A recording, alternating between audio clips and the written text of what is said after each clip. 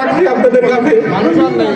যারে খাবারটা দিতে কোনোদিন কারো ক্ষতি করে নাই, যদি কারো ক্ষতি করে থাকে আমি ওনার পক্ষ থেকে ক্ষমা চাই করতে। আপনারা ক্ষমা করে দিতেন, ক্ষমা করে দিতেন, ক্ষমা করে দিতেন। আমার বাবা ব্যবসা প্রতিষ্ঠান বিভিন্ন লোক যারে যেখানে পারতে প্রতিষ্ঠিত করার চেষ্টা করছে।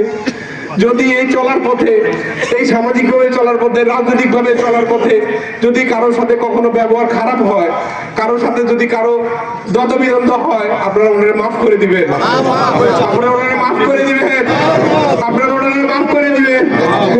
উনি শেষ পর্যন্ত আপনাদের এখানে বসত বাড়ি করার জন্য আসছিল। উনি চাইছিল শেষ ঠিকানা তার এটাই হইব, এই জন্য আজকে আমরা এখানে ওনার শেষ ঠিকানাটা দিতেছি। আল্লাহ ওনাকে ইবাদত করুক।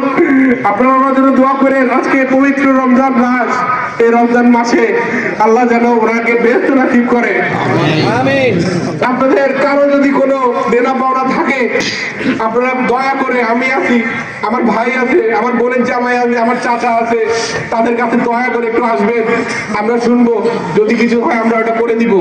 আমরা শুধু এতটুকু চাই, আপনাদের মনে যাতে কষ্ট দিয়ে ওনাকে আমরা দাফন সম্পন্ন না করি, আপনারা ওনাকে এখন মাফ করে দেন। আমি বিদায় এবং কি সর্বশেষ ক্ষমা প্রার্থী। আজকে আপনাদেরকে অনেকক্ষণ বসে রাখার জন্য।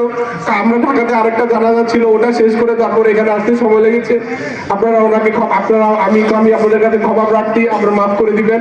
আমরা জানাজাটা শেষ করি, ওনার জন্য দোয়া করবেন, পরিবারের জন্য দোয়া করবেন, আমার জন্য দোয়া করবেন, যাতে উনি যেভাবে দিয়েছে আমি যাতে আপনাদেরকে ঠিক সেরকম তার চেয়ে বেশি যেন দিতে পারি, সে দোয়াটা আপনারা করবেন ইনশাআল্লাহ। আসসালামু আলাইকুম ওয়া রাহমাতুল্লাহ।